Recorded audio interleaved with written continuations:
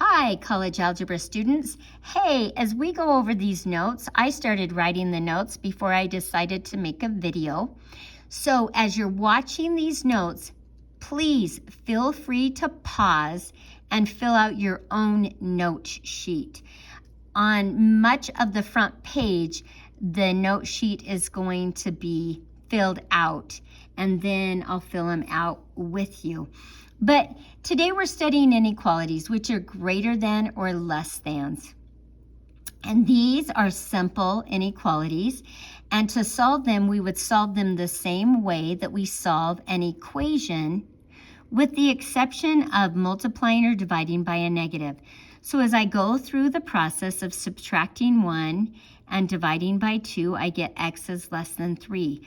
Something else that I'd like to remind you about is when you have a less than or greater than and you're graphing it, it's going to be an open circle. So x is less than 3 is an open circle going to the right. For the second simple inequality, we're solving a two-step inequality. Again, we would add 2 to both sides, divide by a negative.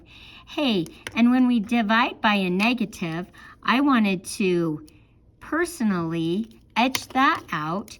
When we divide by a negative sign, we have to change the direction of the inequality. So this would be incorrect, because when you divide by a negative, you switch the direction of the inequality, which means that I have these points at -6, -5, -4, and -3. And now, as I divided by a negative, I switch the direction of my sign. I'm going to have a closed circle at 4 and shaded to the right. So I did that just to simply point out, hey, pause, stop.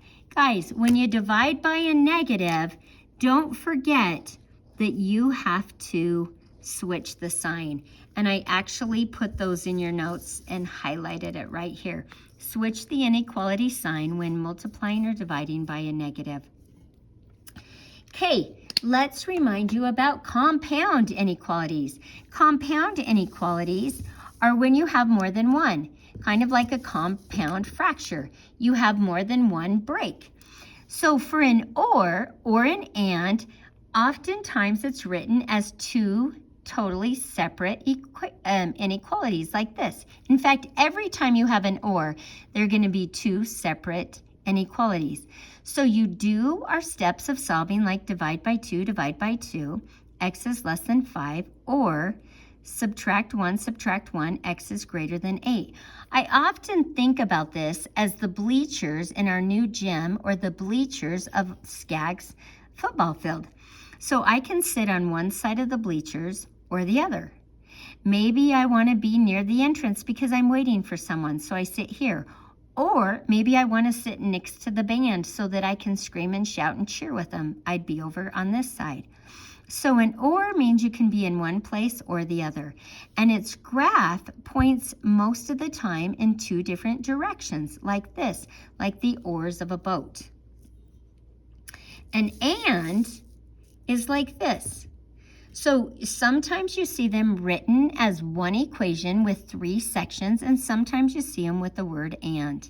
So as I solved this one-step equation by subtracting 3 from both sides, I know that x is greater than 1, and I subtracted 1 divided by 2, x is greater than 7. So can I really be greater than 1 and greater than 7? Yes, I can. Here's greater than 1. And here's in pink is greater than 7.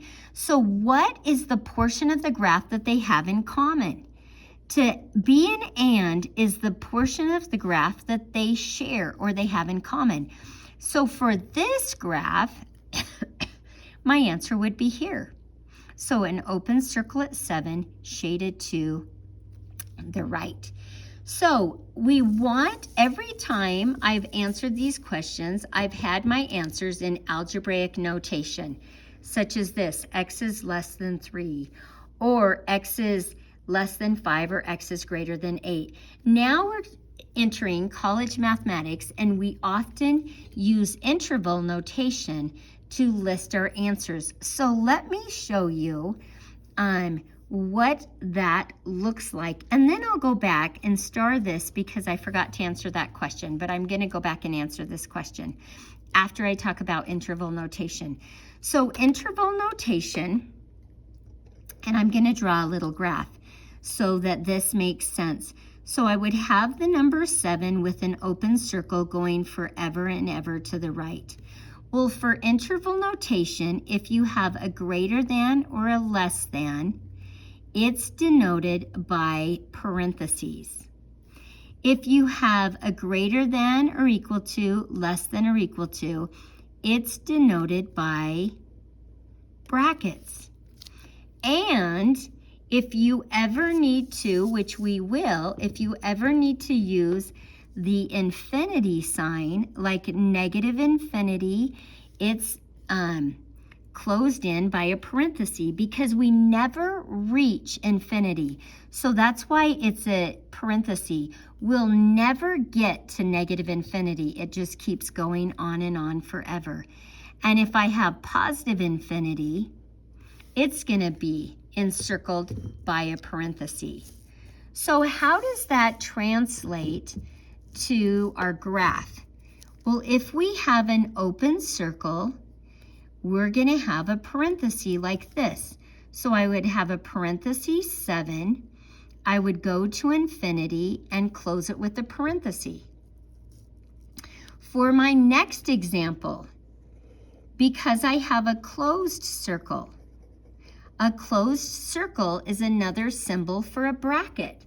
So as I graph this at 7, I would have a closed circle stretching to the right. So my interval notation would be 7, comma, which means all the numbers in between, infinity parenthesis, because infinity is always going to be a parenthesis.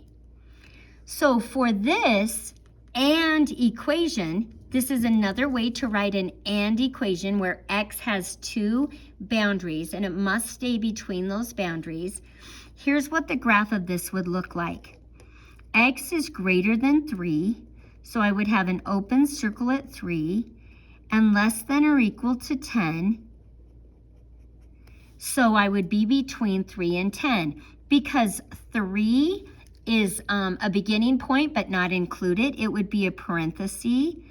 10 would be a bracket. So 3 parenthesis comma 10 bracket. And that is interval notation. So I'd like to go up above on this sheet and write the interval notation for the first 4 examples. So the interval notation for this would be coming from negative infinity, because you always write your interval notation from left to right, okay? And you just look at a graph. So I'm coming from negative infinity. Here's all the numbers in between. I'm stopping at 3, which is not included, and so I have a parenthesis. My next one, as I read this graph from left to right, I'm starting with a closed circle at -4, and I'm headed to infinity. I never reach infinity, so it's a parenthesis. The comma is all the numbers in between. For example 3, how in the world do I write interval notation for a compound or? Well, I have 2 intervals. I'm starting from left to right at negative infinity, going to 5, closing that with a parenthesis, putting the union sign, which is a symbol for or, starting up again at 8, 8 not being included, and going to infinity, which is a parenthesis. So then let's go ahead and do example 4. How would I do an and? And we did an and right down here, so that's not going to be too hard. But anyway, with an and, I start with the left, parenthesis at 7, because it is an open circle. Open circles are parentheses. And I'm going forever to infinity. Guys, let's answer this question. And I saved this question for the end, so that I could explain my interval notation. What is the solution set of the compound inequality? My paper's getting super busy, so I'm going to write this in hot pink. So x is greater than 1, or, so I can be either. I can be greater than 1, which is everything to the right of 1, or I can be everything less than 3, which means I go through -1 and I keep going to the left. So my graph is this squiggly thing that goes from 3 clear to the left and 1 clear to the right, and they're ors, so it's the whole darn number line. So what does that look like in interval notation? Well, it's from -infinity to infinity, which is another way to write all real numbers. So this is page 1 of the notes. I'm going to stop this video and proceed.